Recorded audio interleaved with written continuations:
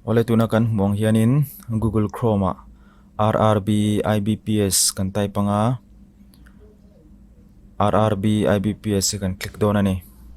Tichuanin rrbibps.in kan muhi kan klik nga. Tichuanin web page kan luta an website kan luta. Tichuanin option pathum phase 9, phase 8 le phase 7 lo oma. Phase 8 le 7 hi ni kumami niya. Phase 9 hi kuminami niya kan klik nga. Tichuanin phase 9b ka hianin option pali lo om leya. Masaber hi office assistant clerk kan ti thin kha niya. Tichuanin officer scale 1 te scale 2 le 3 apply na tu link option khalo om tani. Tichuanin atobera hianin option palina hianin rules and regulation te tin apply dan tu chang procedure ang chi te kha oma kan download tanga kan share chumi zo chuanin kan du ber link pathum ate hianin kan click dona ni tun chuma hianin officer scale 1 hi an apply chin dona ni an apply dan hi ein ang deuh veka document show tu te point ang deuh vek thoni ti chuanin officer scale 1 kan clicka date tiana lo langa June ni khat atanga June ni somni pakhat thleng kha apply theania. Tichuanin right side hian login na tur lo oma mero chu new registration kan ni wang khanin fresher kan ni wangin kan line register lo wangin click here for new registration te hi achunga mi eng hi kan click dona ni. Click here for new registration ti kha kan clicka. Tichuanin pop up lo oma kan download tanga guidelines lo ni tani. Tichuanin important note to be remember ang chi te lo om tani kan share zo nuwa kan continue nga. Tichuanin tuna kan muang hianin basic te photo signature details preview upload payment teng chi te kha chang procedure step paruk kha ti ngai ni. Chuanin masabera hian basic info hianin full name te tin middle name kan ti te katiang khanin fill up tur nia. Chuanin mobile number te email kan tiang chi te tin confirm email kan tiang chi te katikanin basic info kha registration ID kan hmu theina tur khanin atir ber a hianin hemi page a hianin kan fill up dona ni. Tichuanin heng zong kan fill up zo hnuwa khanin save next ti hi kan click dona ni. Tichuanin han fill up don chinila page masabera hianin tuna kan muang hianin full name te hianin fill up zo ta a first name oma tichuanin confirm kan tiang chi te mobile number te email te omani. Tichuanin email a hianin domain name a hian gmail nge rediff mail nge tiang kan select nga chumi zo confirm email ani le don ni. To bera hian security code kan select nga chumi zo chuanin adik veka kan ria kan check zo nuwa save next hi kan click nga. Tichuanin okay hi kan met le don ani. Okay kan meta tichuanin pop up lom lea pop up hi kan download tanga kan open lenga PDF file in. Tichuanin guidelines lom tani scanning and upload of documents lom ta chuanin passport photo te signature te thumbnail te tin handwritten declaration kan teng chi te khalom tani ta hianin dimensions le size recommendation om tani hetiang recommend a size ang chi te ka tiang chi kha kan ti dik lo ni chuanin pom don lo ni. Passport size a hian 200 by 230 ani a size hi 20 to 50 kb in kar turania. Chuan hand declaration a hian 50 to 100 kb in kar ani turani a dimension ni 800 by 400 ani anga. Chuanin passport kha kan soi towa 20 to 50 in kar ani turnia. Chuanin left thumb ang chi a khanin 20 to 50 kb in kar turani ta poka. Chuanin signature a khanin 140 by 60 ani anga a size kha 10 to 20 kb in kar ani bok turani. Khang te kha kan resize anga kan resize nuwa khanin kan save thanga folder nakina automatic upload thei turin kan da don ani. ti chuanin registration kan ti zo nu khanin provisional registration number le password kha kan hmuta a provisional registration number le password hi nikina upload thil kan upload te emo kan download don khanin a file a website a lunan khan kan mo dona tiang hianin notepad a hian kan save don ani registration number le password kha notepad in emo folder shanin emo kan save anga chuanin passport kha ti hianin anan click anga kan hriat angin recommendation size kha recommended size kha 200 by 230 niya a size elenzong kha 20 by 50 20 to 15 karan don ani kamin karan ilo kha chuanin adik don lo ani ti chuanin tianin kan upload a apahnina hian signature of candidate kami file kha kan siam zo to sa kan resize zo nu kha tianin kan select lenga signature 140 by 60 pixels ani don ani ti chuanin a size 10 to 20 kb in current turani kami khan kan siam remanga ti chuanin kan upload le don ani tianin kan upload anga kan check anga digani chuanin next i kan click don ani next kan click a ti chuanin next page ha kan kala start download ti kan met lenga chuta chuanin hemi page big a hianin hriat tur kan fill up dona hriat tur chi sang sang thil poimo te ti khanin lo lang le ta ni kan share zo nuwa tianin page a hianin kan kal lenga mi page big a hianin qualification experience le language ang chi kha kan select don ani basic details kan tiang chi te chuanin disability tiang chungchang te teen education tiang chi te person details ang chi te language ang chi te kan select don ani chuanin tian kan fill up zawa category a hian ST kan da a disabled person nge 40% tal disabled pian thong rual ban lo na nei kan ni ka chuanin yes kan metanga ani lo ka chuanin no ni maya ti chuanin hemi tlar thladeu zong zong hi disabled ta na fill up turania disable kan ni lo ka chuanin kan skip deuh cher theya chuanin 1984 rayo cha mi afa te mo chung te mo kan niam ti khania no ka kan click le mai nga religion a hianin Christian ani nga chuanin religious minority aniam ti a hianin yes kan click anga chanchu India rama chuan Christianity hi minority ni tani ex serviceman a hian no ani anga chuanin khatiang ex serviceman ang chi deuh hrim hrim a kha chuanin chungte kan nei em ani chuanin yes ani maya keima ya chuanin no khani deuh cher maya citizenship a hian Indian ani anga tin heta hianin poimo deuh chu CWE RRB exam a hian earlier tun main lo appear tem tin ya kan la appear lo ani chuanin no ani anga fresher kan ni chuanin kan voi khana tu ni chuanin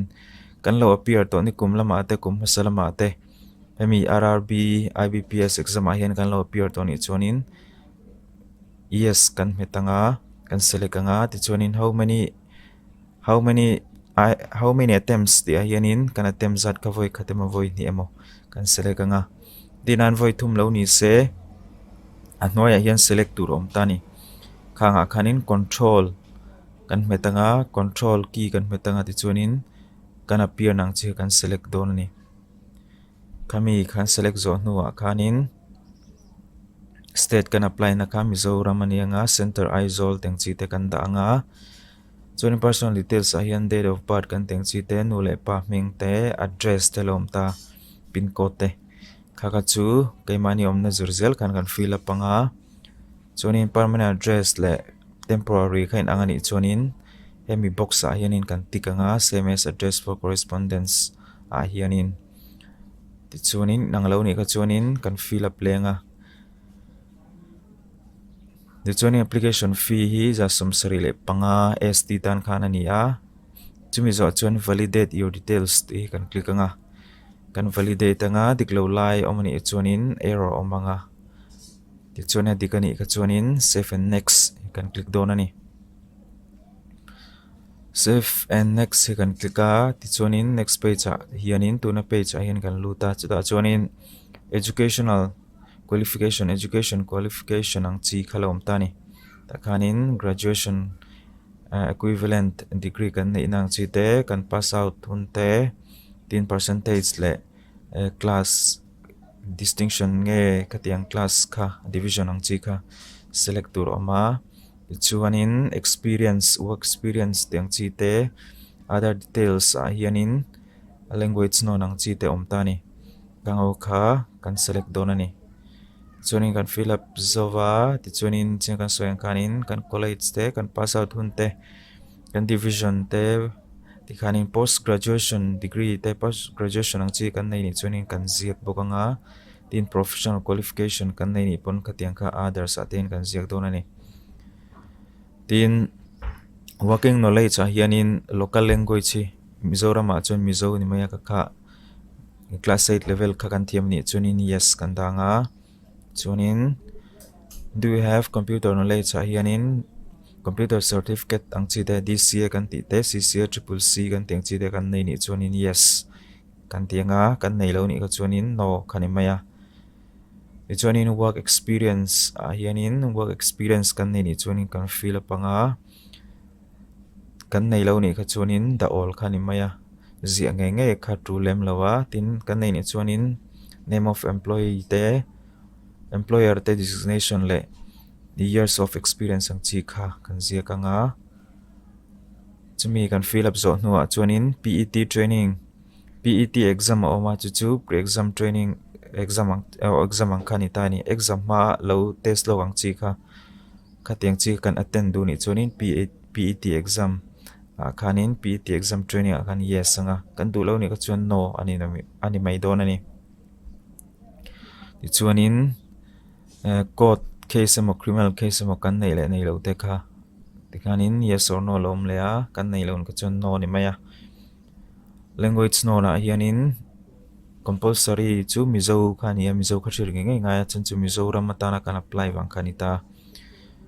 chuni Mizo kan read kan tikanga write chun kan tik bokanga speak a hianin kan click bokanga English speak a hianin read tikhanin write speak kan speak thailo ni ka chun tik kher chungai chung lawa Hindi te kan thiam ani chuanin kan zia belanga kan thiam lo ni ka chuanin kan ta all mai nga kan language a share dang chi te kha ani donani kan fill up donani kan validate lenga diklo lo mani ka chuanin error anga diklo omlo ni ka chuanin kan okay nga save and next ain kan kal le donani save and next kan click a ti chuanin hemi details big a hi chuanin organization reference alom tani ta chuanin kan tho du na tur enter nan hemi big a hi chuanin IBPS RRB a hi chuanin rural bank chi khani ta order of preference to po omwak lawa Mizoram rural bank khani de umaya pakhat chau kha chuwang chuanin select wak tur om lawa Mizoram rural bank kan select anga chumi zo chuanin save and next kan click lenga chuanin kan form fill up te kan fill up tak zong kha te hianin alo lang don tani kan ming te tin thlak zona hianin okay kan box kan tikanga chuanin educational details te other details kan ti che language no ma declaration a hianin I agree kan tikanga chuanin signature zone a hianin I confirm that it is my signature te in kan tik bokanga kan check vekanga adik vekani chuanin final submit kan tikanga chuanin adik lo te lom palani chuanin kan cancel nga kan ti thalenga adikani chuanin okay ikan met mai donani okay kan metanga okay kan me zo chuanin icheng kan soyang kanin passport photo te signature te thumb impression te tin handwriting declaration ang chi dekha poimo ma recommended size ang chi kha guideline ha kan chiranga khami zirkhanin kan resize no akan kan ta traffic doni man thei reng turin tunai chun man thein photo te khatiang thumb impression te declaration ang chi kan da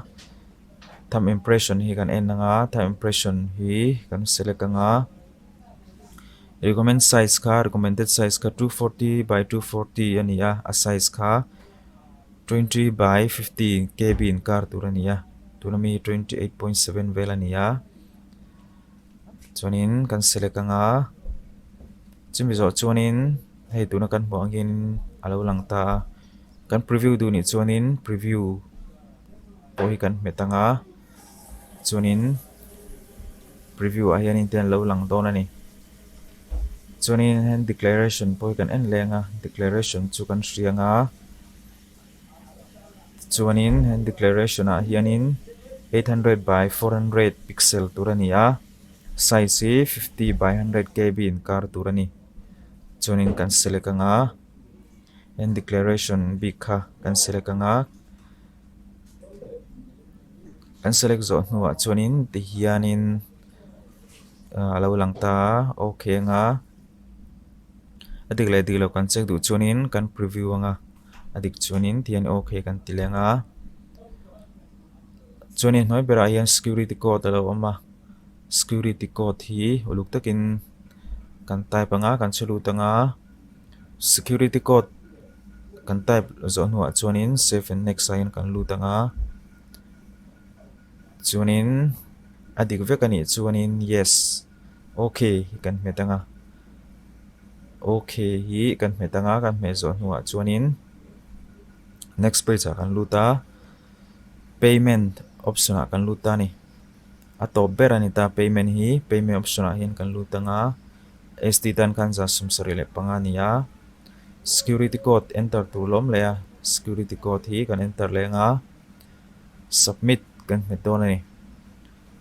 submit kan hmetanga chuanin do you want to continue hianin do you want to submit hianin oh yes kan click anga ti chuanin payment option kan luta credit card debit card telo oma debit card katanga kan pe du ni ka chuanin card holder name te card number te ka tiang khanin kan fill up anga make payment kan ti mai don ani tu ma hianin internet banking atangin pe don chin tai la chuanin bank sang option tu thlan tur lom ta chuanin ICICI ni mo SBI ni mo teng chi kha kan select anga make payment ayan kan click don ani chuanin make payment a kan click a login ID le password khalo oma internet banking a